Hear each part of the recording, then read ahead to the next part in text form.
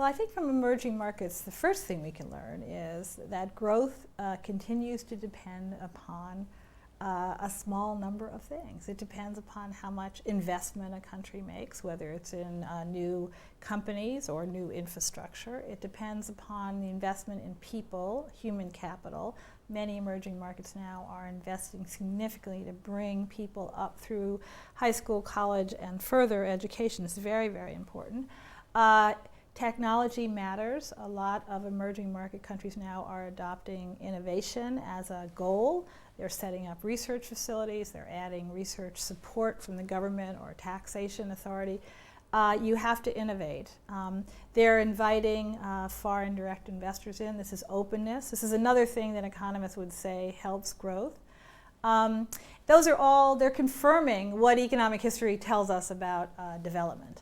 A second thing that they are showing now in current circumstances is that a country is wise to have its macroeconomic situation in order when a crisis hits. So these countries went through, a number of them went through crises in the 1980s and the 1990s. And what they learned from that is we have to run relatively low debt levels. We have to be careful of leverage. We have to have substantial foreign exchange reserves. We have to worry that the world might turn bad on us, and we need to be able to weather the storm.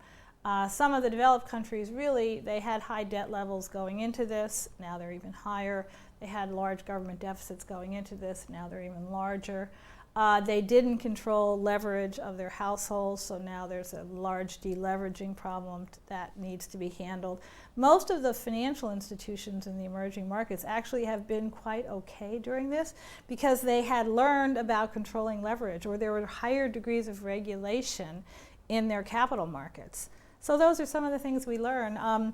Finally, I think for a business community, we knew going into 2008 and 2009 that the emerging markets overall were growing much faster than the developed countries. That's partly because they just have larger population growth.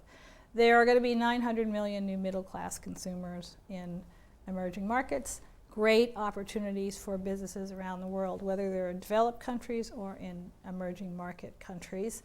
So I think from the business community's point of view, it's just paying attention to the fact that income and wealth and growth all of those are shifting to the emerging markets, to pay attention to those opportunities. And then finally, I always say, and pay attention to the fact that there are new competitors that are going to be arising in the emerging markets. And we heard about that at the conference today in terms of, say, Tata Motors, which is, Tata's an old company, but Tata Motors basically becoming a major player in the global trucking and automotive industry. This is all very, very recent.